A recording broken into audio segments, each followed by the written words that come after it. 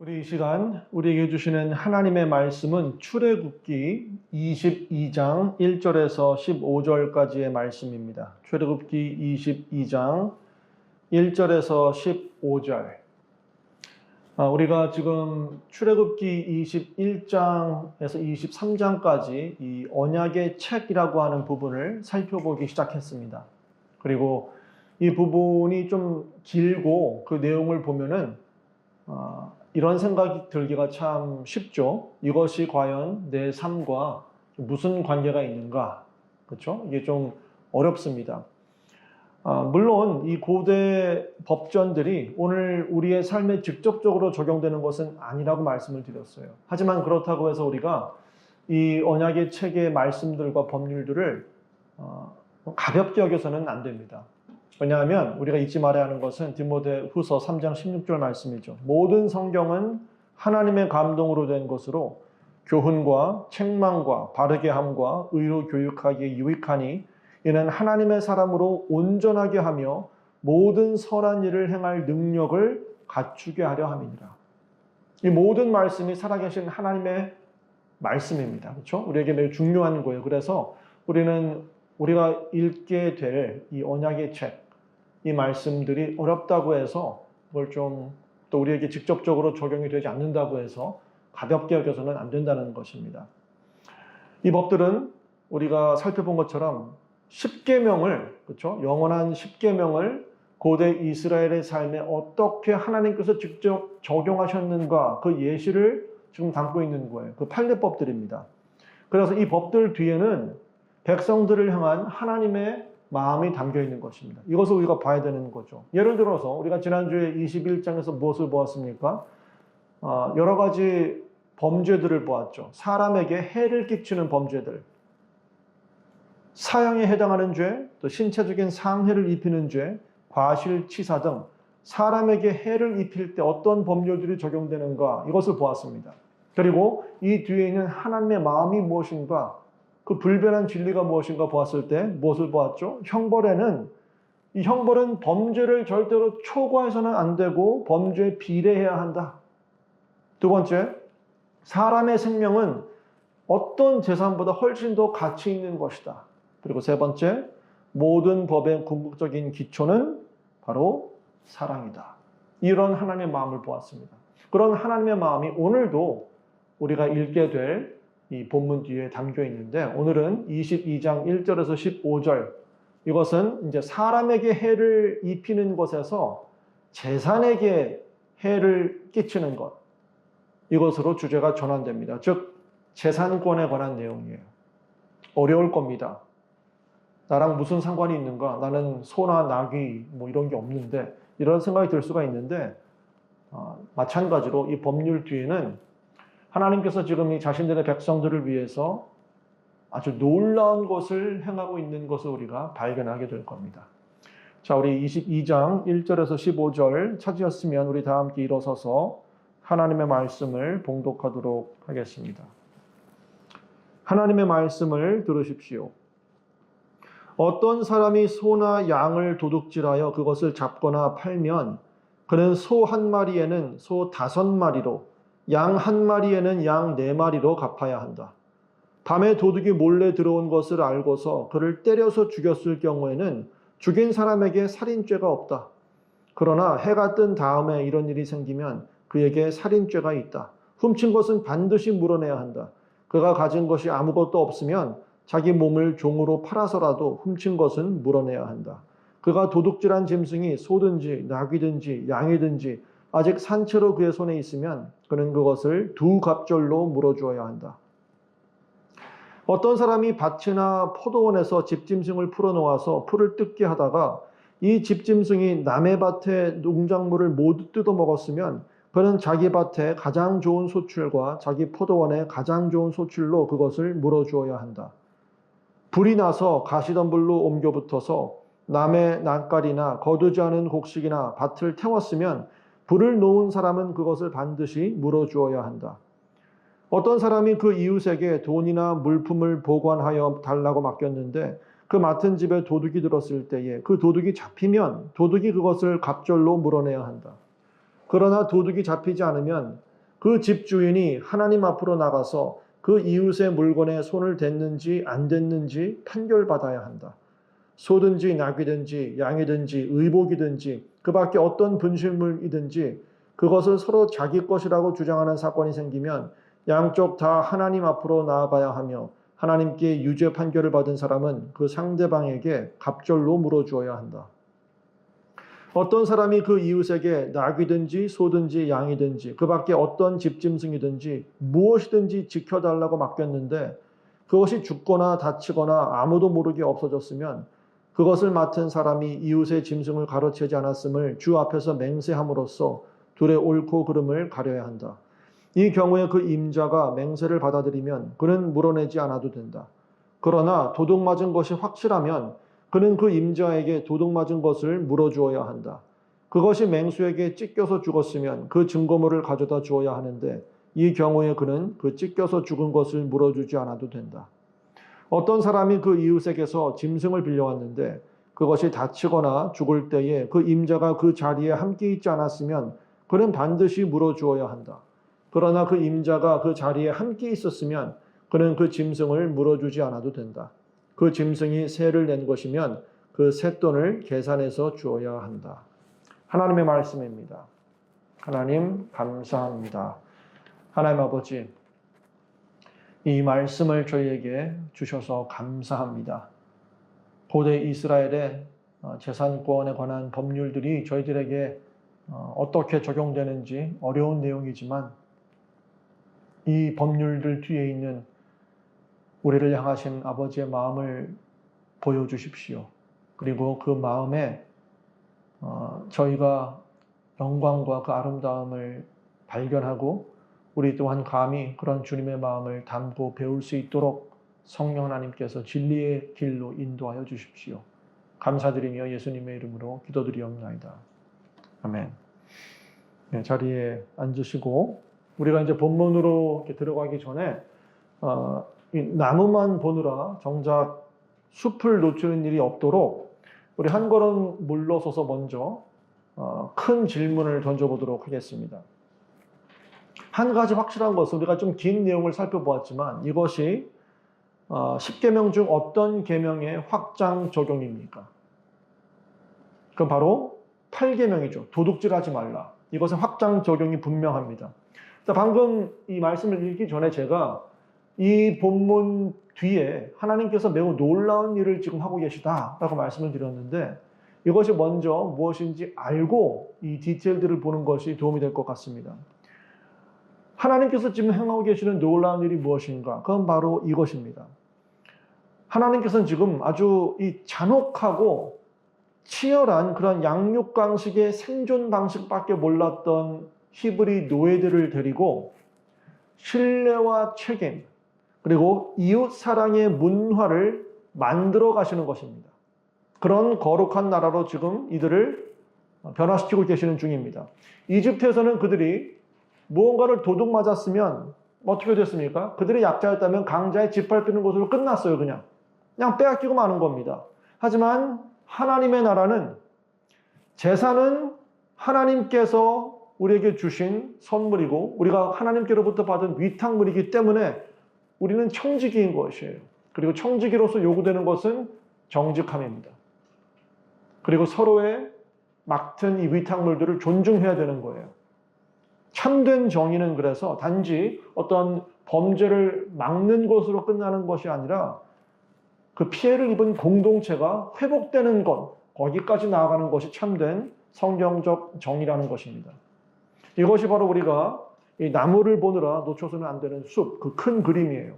하나님께서는 지금 이 히브리 노예들, 이런 착취와 억압, 그런 구조 가운데 있던 이들을 데리고 이처럼 아름다운 이웃 사랑의 문화, 참된 정의를 구현하는 하나님의 나라로 만들어가고 계시는 것이구나. 이런 법률들을 통해서 이들에게 그런 것들을 그 비전을 보여주시고 그런 모습이 어떤 모습인지 보여주고 계시는 것이구나. 우리가 이것을 놓쳐서는 안 되는 것입니다. 하나님께서 이 타락한 세상에서는 살인과 도둑질 같은 것들이 있을 수밖에 없어요. 있게 마련입니다. 그리고 마치 이렇게 말씀하시는 거죠. 그때 세상은 어떻게 분노와 복수로 반응하는지 너희가 제일 잘 알고 있지 않느냐. 그러나 너희는, 나의 백성은 그래서는 안 된다. 너희의 다른 삶의 모습으로 너희를 그 가운데서 불러낸 내가 어떤 하나님인지 이 세상에 보여주어야 한다. 라고 하시면서 이런 법률들을 주시는 거예요. 그러니 너희는 이렇게 다르게 살아야 한다. 설교의 아웃라인은 간단합니다. 먼저 오늘 본문 말씀에 있는 이 재산권에 관한 세 가지 법률들을 하나씩 살펴보겠습니다. 첫 번째는 그냥 이 단순한 아주 노골적인 도둑질, 정말 도둑질 그 자체예요. 가장 간단한 케이스입니다. 두 번째는 부주의에 의한 과실입니다. 세 번째는 보관 및 빌려 쓰는 것에 대한 법률이에요. 그렇죠? 좀 강도가 좀 강한 것에서부터 약한 것으로 내려가서 마찬가지로 노골적인 도둑질, 부주의와 과실, 그 다음에 보관과 빌려쓰기에 관한 법률들. 이 세 가지를 보고 설교를 한 걸음 물러서서 여기서 우리가 배울 수 있는 교훈은 무엇인가 이것을 살펴보도록 하겠습니다. 그럼 가장 먼저 우리 재산권에 관한 법률들 중에 1절부터 4절까지는 그냥 이 도둑질에 관한 거예요. 아주 노골적인, 의도적인 도둑질. 여기 기본 원칙은 매우 명백합니다. 이거는 뭐 두말할 것도 없이 아주 명백한 8계명의 위반이에요. 그렇죠? 도둑질하지 말라. 명백한 위반입니다. 가축이 지금 언급되어 있습니다. 그렇죠? 왜냐하면 고대 사회에서 가장 중요한 재산 목록은 당연하게 가축들이었어요. 그렇죠? 1절, 어떤 사람이 소나 양을 도둑질하여 그것을 잡거나 팔면 아주 의도적인, 아주 고의적인 도둑질이죠. 그리고 이 가축이 이제 없어졌어요. 잡았거나 이미 팔았습니다. 사라진 거예요. 그런 경우 어떻게 되는 것인가? 그는 소 한 마리에는 소 몇 마리요? 5마리, 5배. 양 한 마리에는 양 4마리로 갚아야 한다. 엄청나죠, 보상이. 즉, 의도적으로 내가 도둑질을 해서 이 가축들이 사라졌을 경우, 내가 팔았거나 뭐 잡아서 먹었거나 없어졌을 경우에는 훔친 것만, 그만큼만을 돌려주는 것은 부족하고 4배에서 5배를 보상해야 된다는 거예요. 매우 엄청나죠, 보상 금액이. 왜 그런가? 여기는 이유가 있습니다. 첫 번째로 생각할 수 있는 것은 만약에 도둑질에 대한 처벌이 그냥 훔친 것을 그대로 돌려주는 정도라면은 사람들이 어떤 생각을 할까요? 그럼 뭐 밑줘야 본전이네. 내가 실컷 도둑질했다가 성공하면 내게 되는 거고 잡혀도 그냥 내가 뺏은 걸 돌려주기만 하면 뭐 큰 벌이 아니잖아요. 그럼 누가 도둑질을 멈추겠습니까? 계속 도둑질을 하겠지. 보상이 더 커야 돼요. 두 번째, 더 중요한 이유는 고대 사회에서 소는, 예를 들어서 소는 농사의 핵심 동력이죠. 그렇죠? 따라서 내가 소 한 마리를 훔쳤다. 이것은 단지 동물 한 마리, 뭐 재산 중 하나를 훔친 것으로 끝나는 게 아니라 그 가정의 한 해 경제적인 생계수단 전체를 내가 훔쳐버리는 거예요. 그래서 5배로 갚아야 합니다.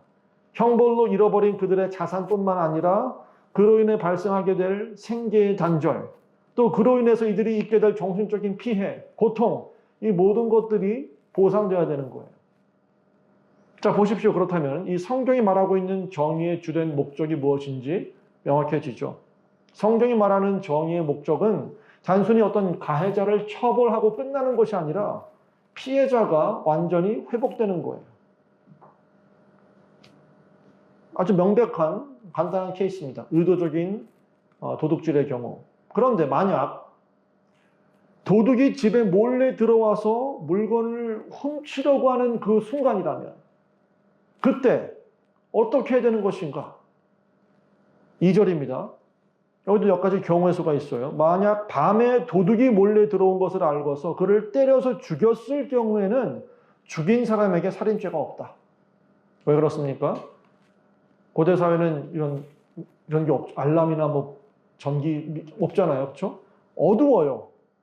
볼 수가 없고 침입자가 누구인지 또 무엇을 들고 있는지 알 수가 없기 때문에 그럴 경우는 당연하게 자신과 가족을 방어하는 권리가 우선되는 겁니다. 정당방위로 얼마든지 쳐서 죽었을 경우에는 이 주인이, 집주인이 처벌을 받지 않는다. 밤에는 그렇다는 겁니다. 그런데 3절, 해가 뜬 다음에 이런 일이 생기면 그에게 살인죄가 있다. 무엇이죠? 대낮이면 침입하는 자가 어떤 사람인지 누구인지 또 이게 내 목숨을 지금 죽이러 온 건지 아니면 단순 물건을 훔치러 온 건지 훨씬 더 정확하게 판단할 수가 있기 때문에 그래요. 그럴 경우에는 죽여서는 안 된다는 겁니다. 자, 이게 바로 지난주에 살펴본 그 중요한 원칙이 담겨 있는 거예요. 어떤 원칙이었습니까? 재산이 아무리 중요해도 사람의 생명이 훨씬 더 중요하다는 거예요. 성경의 우선순위는 언제나 생명의 보호가 우선합니다. 도둑의 생명이라 할지라도 생명의 보호가 재산의 보호보다 앞선다는 거예요. 따라서 우리가 사람의 목숨을 그냥 빼앗는 것, 누군가를 죽이는 것, 이게 매우 쉬운 해결책인 것처럼 보인다 할지라도 그것은 절대로 우리가 쉽게 취할 수 있는 출발점이 되어서는 안 된다는 겁니다. 다른 모든 옵션들이 소진되어서 더 이상 어떻게 할 수가 없을 때 이것은 최후의 수단이 되어야 된다는 거예요. 왜? 도둑이라 한다 할지라도 그 역시 한 인간으로서 하나님의 형상을 지닌 귀중한 존재이기 때문이라는 것입니다. 자, 그런데 도둑을 잡았어요.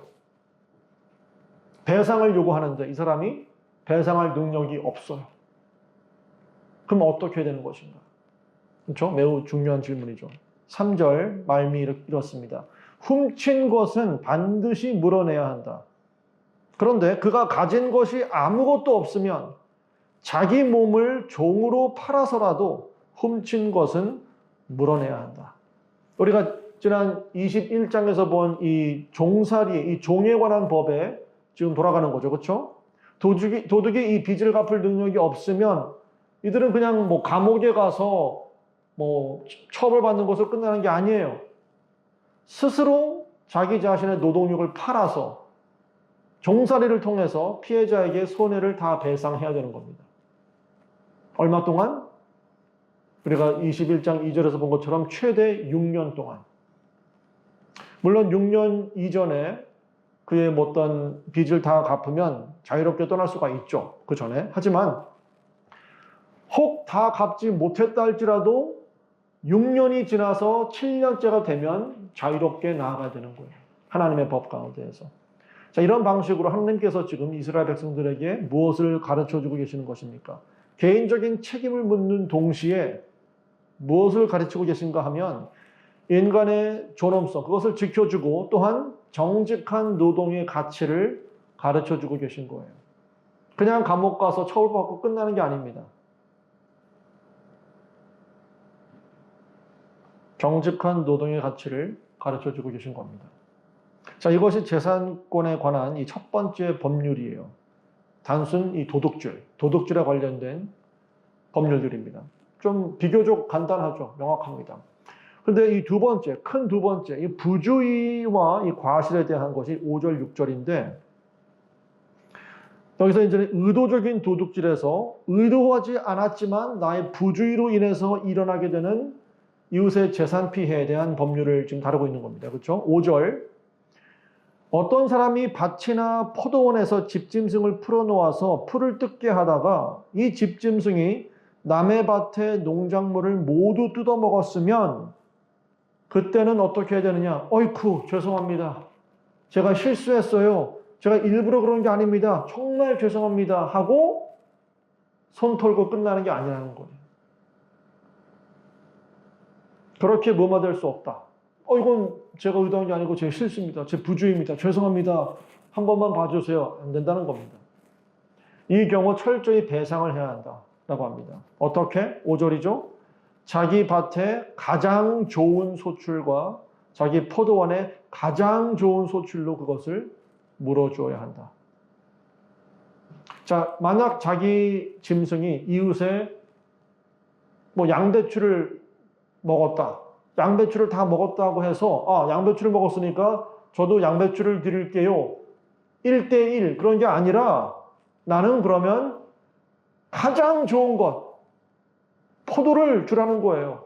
그것도 그냥 야생 포도나 신포도가 아니라 최상급의 포도로 배상을 해주라는 겁니다. 더 나아가야 되는 거예요. 마찬가지로 6절에 불이 나서 가시덤불로 옮겨 붙어서 남의 낯가리나 거두지 않은 곡식이나 밭을 태웠으면 불을 놓은 사람이 그것을 반드시 물어주어야 한다. 지금도 그렇지만 농부들은 때때로 이 땅을 개간하고 새롭게 하기 위해서 일부러 이제 밭에 불을 놓는 경우가 있죠. 그런데 만약 바람이 많이 부는 날에 내가 불을 피웠는데 나의 부주의로 인해서 불길을 잡지 못하고 이것이 이웃의 밭으로 번져서 피해를 입게 됐다면 나에게 전적인 책임이 있고 철저히 배상을 해야 된다는 거예요. 오늘날도 내가 어떤 이런 밭에 피해를 입었을 때 이것을 정확하게 얼마 정도의 피해를 입었는지 계산하는 게 쉽지가 않죠. 어렵습니다. 그렇죠? 하물며 고대사회에서 내가 정확히 어느 정도의 피해를 입었는지 계산하기가 얼마나 어려워요. 그렇죠? 그래서 의도적으로 피해자에게 유리하도록 이 법이 설계가 되어 있는 거예요. 양배추 손해봤으면 양배추를 주는 것으로 끝나는 게 아니라 포도를 주라는 거예요. 더 좋은 것으로. 나의 부주의 때문에 이웃이 손해를 입게 되면은 나 때문에 그가 어떤 손해를 입지 않도록 피해의 입증의 책임, 재정적인 손실, 또 모든 다른 어떤 불확실한 것들에 대한 비용 내가 다 부담하는 겁니다. 내가 책임지는 거예요. 이웃에게 혹시라도 어떤 손해가 더 가지 않도록 내가 차고 넘치게 더 보상해 주는 겁니다. 하나님의 정의가 이런 겁니다. 하나님 나라의 정의는 저는 몰랐습니다. 제가 그런 게 아니에요. 다른 사람이 그런 거예요. 일부러 그런 게 아니에요. 이렇게 수동적인 게 아니에요. 훨씬 더 능동적인 것입니다. 어떻게 하면 내가 이 피해를 방지할 수 있을까? 어떻게 하면 행여라도 피해를 입지 않도록 남이 저들의 또 재산 또한 내가 보호할 수 있을까? 훨씬 더 적극적으로 능동적으로 생각하는 겁니다. 단지 가해자의 처벌만이 아니라 우리 모두 공동체가 피해자가 특히 회복되는 거예요. 건강하게 서는 게 그게 정의입니다. 자, 이것이 재산법에 관한 두 번째 법률이에요. 부주의에 관한 법률들입니다. 자, 마지막 세 번째는 신뢰에 관한 문제예요. 신뢰. 서로 물건을 맡아주고 빌려 쓰는 것에 대한 이야기입니다. 이게 7절에서 15절까지 좀 길게 다루게 있는데 우리 하나하나 다 볼 수는 없고 큰 아이디어는 이렇습니다. 은행이 없던 시절이죠. 고대사회. 온라인 뱅킹이 없습니다. 내가 비행기도 없고 기차도 없고 내가 먼 길로 여행을 갈 때 이걸 다 내 집에 있는 모든 재산을 이끌고 갈 수가 없잖아요. 때로는 몇 주, 몇 달, 길게는 몇 년도 집을 비울 수가 있는데 그럴 때 어떻게 하는가? 나의 귀중한 물건들을 옆에 있는 이웃에게 맡겨두고 가는 겁니다. 제가 여행 가는 동안 좀 잘 봐주십시오 하고 나의 귀중품을 돈이든 귀중품을 이웃에게 맡기고 떠나는 거죠. 다 그렇게 했습니다. 또 고대 이스라엘 사회에서 이웃은 단지 그냥 내 옆에 사는 어떤 사람이 아니라 이 언약 공동체의 한 일원이에요. 하나님과의 언약으로 묶어진 나의 가족입니다. 그렇죠? 우리 언약 공동체예요. 그래서 서로를 돌봐주고 이런 것들을 책임져 주는 것은 단지 어떤 좋은 나이스한 제스처가 아니라 도덕적인 의무였어요. 그러니까 당연하게 여행을 가거나 할 때 귀중품을 서로 이렇게 맡기고 돌봐주는 겁니다. 그런데 실제적인 삶에서는 참 생각지 못한 여러 가지 상황들이 펼쳐지게 되죠. 이제 그럴 때 어떻게 하느냐에 관한 것입니다. 예를 들어서 내가 이웃에게 큰 돈을 맡기고 떠나는 거예요. 이 큰 돈인데 이 박스 잘 좀 보관해 주십시오 하는 거예요. 그런데 돌아와서 보니까 이웃이 그 박스를 도둑 맞았다는 거예요. 어떻게 합니까? 없대요. 도둑 맞았대요. 미치고 팔짝 뛰는 노릇이죠. 어떻게 해야 되는 거예요, 이럴 때?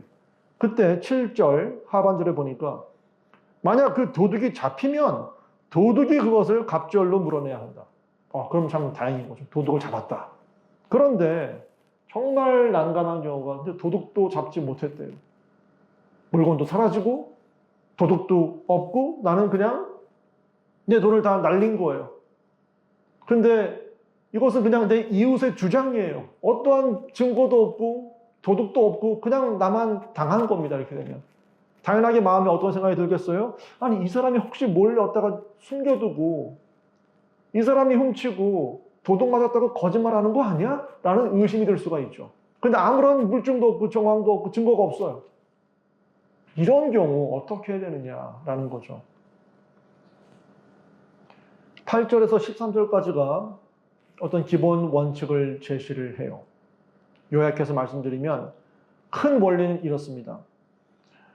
만약 내가 맡긴 것을 잃어버린 이웃이 있다면 이 사람이 여기에 대해 책임을 질 만한 합리적인 근거가 있을 때만 책임을 물을 수가 있다는 거예요.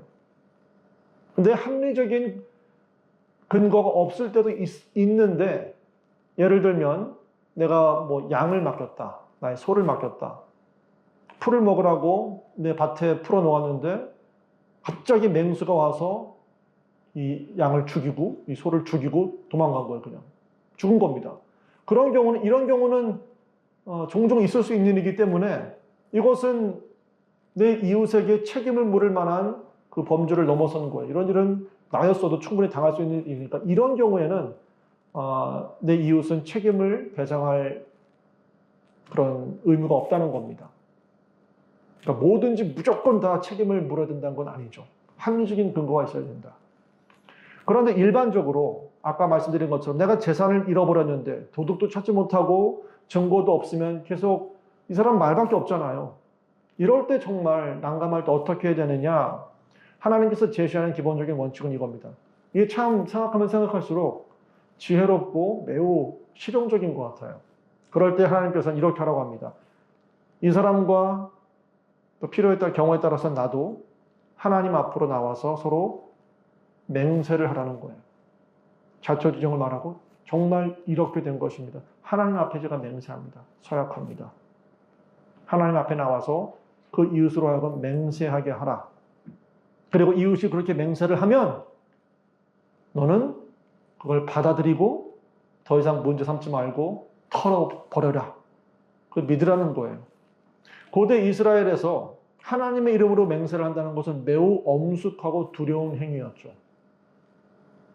범죄나 과실의 증거가 없다면, 그래서 이웃에게 맹세를 하게 하고 그 말을 믿으라는 겁니다. 그리고 털어버리고 이제 하나님께 맡겨라. 어떻게 하시겠어요? 평생 내가 이것을 의심하면서 마음의 응어리를 품고 앙금을 안고 살 것인가? 아니면 하나님께 맹세를 했으니 하나님, 이제는 이것은 제 손을 떠났습니다. 하나님께서 맡아주십시오. 이것은 이 사람과 하나님 그 둘의 문제입니다. 하고 나는 털어버릴 것인가? 하나님께서는 털어버리라는 거예요. 나에게 맡겨라. 사실 매우 지혜로운 거예요. 실용적이고. 마지막으로 14절, 15절에 내가 이웃에게 이웃의 어떤 물건을 빌리는 경우에요. 그렇죠? 렌트를 하는 겁니다. 그때 문제가 발생하면 어떻게 되는가? 예를 들어서 내가 이웃의 어떤 소를 빌렸어요. 근데 소가 다치거나 죽었다고 칩시다. 그런 경우 내가 당연하게 나에게 책임이 있죠. 내가 다 물어줘야 됩니다. 그런데 15절 보시면, 그러나 그 임자가 그 자리에 함께 있었으면, 즉 그 소의 주인이 직접 이를 감독하고 이것을 다 지금 주관하고 있었다면은 나에게는 책임이 없다는 거예요. 손실은 이미 내가 지불한 임대료에 다 포함되어 있다는 겁니다. 이렇게 우리가 좀 빨리빨리 보았지만 지난주에 이어서 이런 법률들을 보면 매우 디테일되죠. 이런 경우, 저런 경우. 모든 경우의 수들을 나열하시면서 이럴 때 저럴 때 참 놀랍지 않습니까? 이런 법률들을 주시는 하나님이. 왜 우주를 다스리시는 하나님께서 발목을 다친 나귀 또는 빌려온 쟁기의 값을 누가 내야 되는가, 여기까지 이렇게 다 시시콜콜 관심을 갖고 이렇게 말씀을 하고 계실까요? 참 놀랍죠. 그 이유는 하나님은 지금 거룩한 사회를 건설하시길 원하시는 거예요. 그런데 이런 거룩하고 건강한 사회는 상호 이 멤버들 간에 신뢰가 없이는 절대로 세워줄 수가 없기 때문에 그렇습니다. 이웃이 서로의 말과 약속을 믿을 수 있어야만 해요.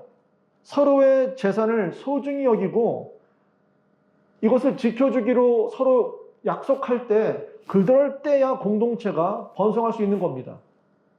만약 이런 신뢰가 없고 속임수, 부주의, 사기 때문에 이런 신뢰가 다 깨어지게 되면은 이런 사회의 어떤 전반적인 전체적인 틀은 완전히 무너지는 겁니다. 절대로 건강한 거룩한 공동체를 세울 수가 없는 거예요. 그래서 하나님께서 이런 모든 것들을 알려주시는 겁니다. 지금 이스라엘 백성들은 갓 이집트에서 나왔어요. 유리방랑합니다. 땅이 없어요. 그런데 이미 지금부터 너희가 땅이 생기면 너의 땅은, 이웃의 땅은 서로의 재산권에 대해서 법률을 두시면서 혹 너의 실수로 이웃의 땅에, 이웃의 가축에 피해가 갈 때 이렇게 미리 다 알려주시는 겁니다. 얼마나 세심하신 분이십니까? 자기 땅이 없습니다. 지금 히브리 백성들은.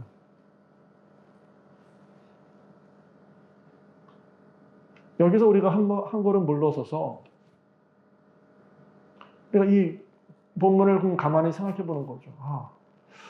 여기서 우리가 오늘날 그러면 나는 무엇을 배울 수 있을까? 우리에게 지금 말씀하고 계시는 교훈은 무엇인가? 많을 거예요. 그렇죠? 여러 가지 있겠지만 저는 이 한 가지를 조금 더 집중하고 싶어요. 이 고대 재산권에 관한 법률들을 우리 삶에 어떻게 좀 연결할 수 있을까? 이 질문에 대한 좋은 답변은 어쩌면 이 누가복음에 보면 예수님을 믿게 되었을 때 실제로 이 규정을 실천한 한 사람의 이야기가 등장합니다. 그 사람의 이야기를 가만히 살펴보면 도움이 될 것 같아요. 그렇죠?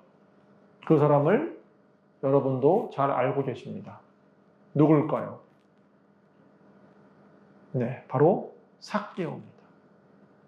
삭개오입니다. 삭개오는 세리였죠. 유대인들이 세리를 어떻게 생각했는지 잘 알고 계시죠? 우리의 적, 로마를 위해 동족의 고혈을 짜내는 천인공노할 죄인들, 배신자, 경멸했습니다. 그렇죠? 더군다나 그들은 율법을 지키는 것에 아무런 관심도 갖지 않아서 더 분노했어요. 이들은 직업상 세리이기 때문에 돈을 만집니다. 가이사의 형상이 버젓이 새겨져 있는 로마의 동전들을 맨날 만지고 로마 병사들, 로마 군인들과 함께 음식을 먹고 마시고 이방인들과 어울리고 그들의 집에 들어가야 되고 아예 율법을 깡그리 어기는 거예요. 지킬 의지나 있나? 관심이나 있나? 저들은 죄인들이야. 대명사가 붙은 거죠. 저 더러운 놈들. 돈밖에 모르는, 율법도 사랑하지 않고 하나님에 대한 관심도 없고 로마에 붙어가지고 우리를 이렇게 압제하고 있는 나쁜 놈들. 그들이 세리였어요. 그런데 그 중에 삭개오는 가장 최악의, 가장 최악질의 사람이었습니다. 왜? 마태도 세리였죠. 마태는 그냥 세리였어요. 삭개오는 세리 중에 세리, 세리장이었습니다. 세리 중에 우두머리였던 겁니다. 그런데 그런 삭개오가 예수님이 여리고를 지나간다는 소식을 듣고 예수님에게 이끌리는 거예요. 예수님이 보고 싶은 겁니다. 그런데 누가는 우리에게 말을 하고 있죠. 삭개오는 예수님을 볼 수가 없었다고 합니다. 왜 그렇습니까? 그렇죠. 키가 작아서. 근데 이렇게 누가복음 19장 3절에 누가는 이렇게 묘사를 하고 있어요. 삭개오는 예수가 어떤 사람인지를 보려고 애썼으나 무리에게 가려서 예수를 볼 수 없었다. 그가 키가 작기 때문이다. 참 흥미로운 디테일들을 많이 얘기해주고 있어요. 왜 이런 디테일들을 다 얘기를 하고 있을까요? 그냥 재미있으라고가 아니라 그 디테일이 매우 중요하기 때문에 그래요. 의미심장합니다. 무리는 단지 삭개오가 키가 작아서 그의 시야를 막고 있었다. 이것만을 뜻하는 게 아니에요. 무리 중 그 누구도 그를 위해 옆으로 비켜서 자리를 만들어주지 않았다는 뜻입니다. 키가 작아서 이러고 있으면 누가 비집고 들어가면 몸을 틀어서 길을 내줄 거 아니에요. 길을 안 내주는 겁니다. 왜? 삭개오니까. 매국노를 적극적으로 배척하고 있는 거예요. 너가 지금 이 유대인의 소망, 예수님과 무슨 관계가 있어? 넌 유대인이 아니야. 너는 더러운 세리야. 딱 길을 막고 길을 내주지 않는 거예요. 그래서 그거 어떻게 합니까? 예수님 지금 빨리 지나가시는데 놓칠 것 같아요. 어떻게 하죠? 자신과 같은 이 부자가 절대로 상상할 수 없는 행동을 합니다. 어린아이처럼 달려가서 나무에 기어오릅니다. 삭개오는 지금 이 모든 자기의 사회적인 체면을 내동댕이 치고 대중의 조롱을 그대로 받도록 노출시키고 있는 거예요. 이 부끄러운 짓을 하고 있는 겁니다, 지금. 왜? 지나가는 예수님을 보고 싶어서. 그리고 그때 아무도 돌아보지 않고 있던 그를 예수님께서 멈춰서 바라봐 주십니다. 저 무리 뒤에 나무 속에 숨어서 홀로 몰래 훔쳐보고 있는 저 불청객을 예수님이 이름을 부르면서 삭개오야, 무리 앞에 그를 나오게 하고 세우고 모든 사람들에게 이렇게 선포합니다. 내가 오늘 내 집에 유하여야 하겠다. 그를 따뜻하게 맞아주시는 거예요. 이때 삭개오가 어떻게 반응합니까? 바로 오늘 본문 출애굽기 22장 1절을 인용하면서 내가 누구에게서 강제로 빼앗은 것이 있으면 4배로 하여 갚아주겠습니다. 이 율법을 지금 인용하고 있어요. 하나님의 율법 전혀 관심도 없던 사람이. 근데 가만히 생각해 보면 좀 이상한 점이 있습니다. 율법, 이 출애굽기 22장은 도둑질을 하다가 적발된 자에게 적용되는 법안이에요. 잡혔을 때 그가 자발적으로 내 범죄를 자백한 자들에 대한 조항이 아닙니다. 내가 잡힌 게 아니라 자발적으로 내 죄를 고백한 사람의 경우 형량이 더 낮아요.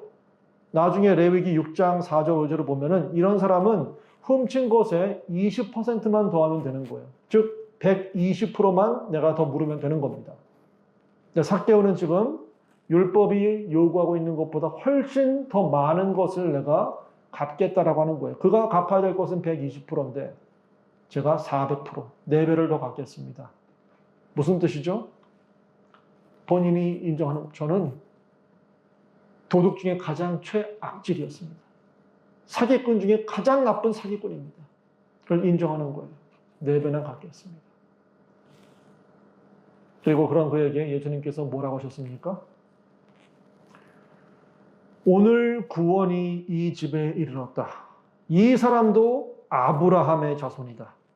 인자는 잃은 것을 찾아 구원하러 왔다. 죄인이 회개하고 예수님께 나올 때 바로 이런 일이 일어나는 거예요. 예수님을 그분의 참된 모습, 그 영광스러운 아름다움 그대로 바라보는 순간 우리도 우리 자신을 나의 참모습 그대로 그 비참한 악한 모습 그대로 바라보게 되는 겁니다. 그럼에도 나는 예수님 저런 예수님께 나아갈 자격이 없어. 이렇게 몰래 훔쳐만 보고 있을 때 그럼에도 예수님께서 서서 나의 이름을 부르시면서 구원의 손을 내밀어 주실 때 그것이 우리가 어떻게 하는 거죠? 우리의 마음을 다 녹이고 더 이상 내가 이것을 나를 위해 꽉 붙잡아 줄 수가 없구나. 내가 가진 모든 것, 내 삶 전체를 이 예수님 발 앞에 내어드리는 것. 그 외에 내가 할 수 있는 것은 아무것도 없구나. 자발적으로 하게 되는 거예요. 다른 무엇도 더 이상 소용이 없습니다. 필요가 없어요. 이것이 바로 참된 회개입니다.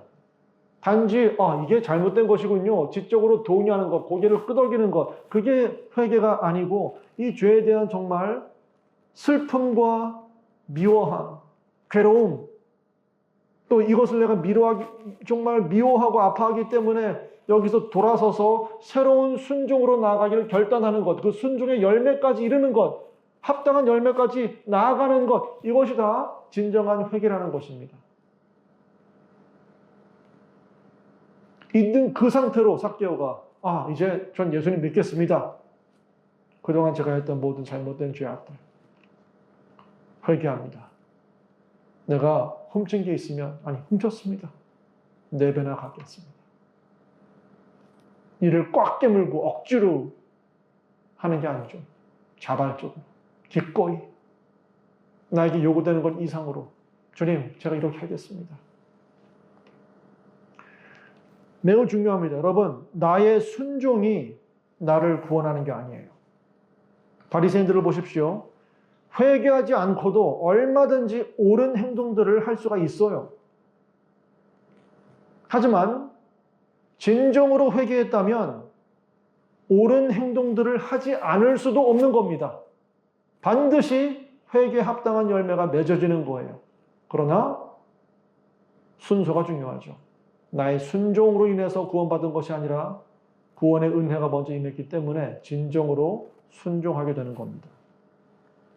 어떻게 그럴 수가 있는가? 도대체 삭개오가 무엇을 보았기 때문에 이렇게 엄청난 변화를 겪게 된 것인가? 그가 무엇을 보았는지 누가는 우리에게 구체적으로 묘사하고 있지는 않지만 우리는 그가 분명 무엇을 보았는지 의심의 여지가 없이 알 수 있습니다. 왜냐하면 예수 그리스도를 참으로 만난 모든 사람들은 반드시 이것을 보기 때문에 그래요. 그것이 무엇입니까? 그것은 바로 자신이 훔치지 않은 것을 기꺼이 지불하시는 사랑의 왕을 보았던 것입니다. 출애굽기 22장의 법 아래서는 이 배상할 능력이 없는 도둑은 빚을 갚기 위해서 자기 자신을 종으로 팔아야 했어요. 이것이 우리의 모습입니다. 우리 모두 하나님의 것을 탐하고 도둑질한 자들이에요. 하나님의 영광을 도둑질했습니다. 피조물, 하나님의 모든 것들을 오용하고 이웃을 외면하고 사기치고 나에게 하나님께서 맡겨주신 모든 달란트, 생명, 건강 이 모든 것들을 다 나의 것을 위해서 탕진시켜버렸어요. 그래서 하나님이 거룩한 율법을 통해 우리의 도적 행위에 대해서 완전한 배상을 요구하실 때 우리는 내어드릴 것이 아무것도 없는 그냥 도덕적, 영적 파산자들입니다. 갚을 게 아무것도 없어요. 이 도저히 갚을 수 없는 빚을 갚기 위해서 영원한 종으로 팔려가 마땅한 자들이었습니다. 그래도 갚을 수가 없는 사람들입니다. 그런데 예수 그리스도께서 그런 우리를 위해 하신 일을 보십시오. 놀랍게도 시편 69편을 보면 시편 69편은 이 메시아의 고난을 예표하고 있는 이 시편들 중에 하나예요. 그렇죠? 예수님이 복음서 기자들이 예수님의 고난, 십자가의 고난에 많이 인용을 하는 시편입니다. 69편. 근데 시편 69편 4절에 참 놀라운 표현이 있어요. 이렇게 적혀 있습니다. 내가 훔치지도 않은 것까지 물어주게 되었습니다.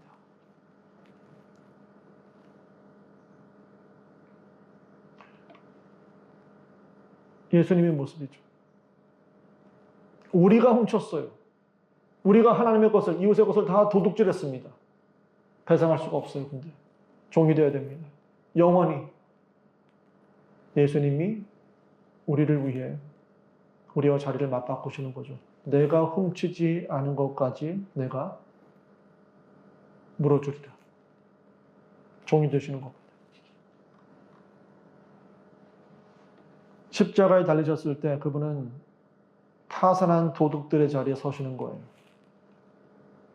자신이 지지 않은 죄에 대해서 4배, 5배 완전한 배상을 치르시는 겁니다. 그래서 그분이 벌거벗음을 당하고 우리는 그분의 의의 옷으로 옷 입을 수 있게 된 것이죠. 우리가 죄의 종되면서 자유롭게 되도록 그분이 종이 되어주신 거예요.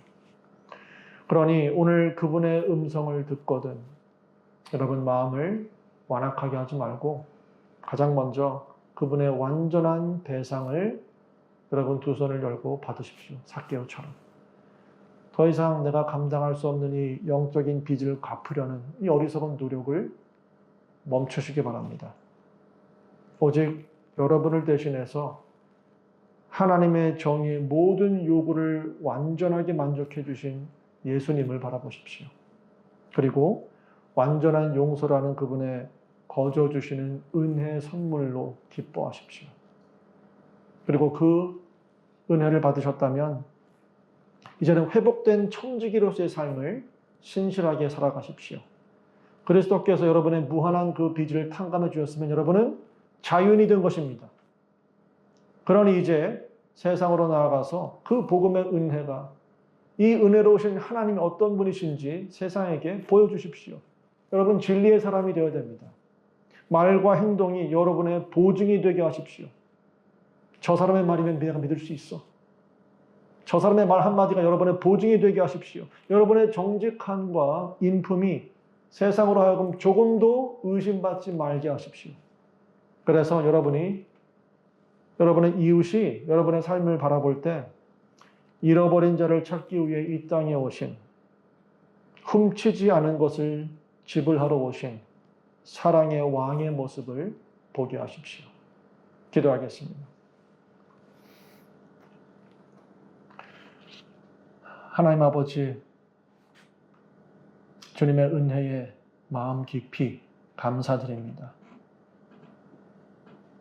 우리는 영적으로 파산해서 결코 우리 이 빚의 무게를 감당할 수 없던 영적인 도둑들에 불과했습니다. 그런 저희의 자리에 주님께서 대신 서 주셨습니다. 훔치지 않은 것을 주님께서 대신 지불해 주셨습니다. 목숨을 부어서 우리 죄에 대한 완전한 배상을 치르셨고 우리를 종됨에서 자유케 하여 주셨습니다.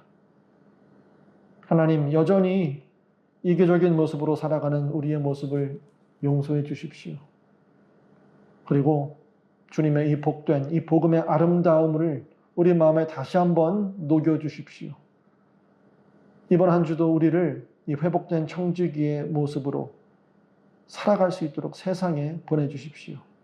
철저한 정직함과 이웃을 향한 능동적인 사랑과 돌봄, 그리고 기쁨 넘치는 그런 관대함으로 사람들이 예수 그리스도를 볼 수 있도록 저희를 사용하여 주십시오.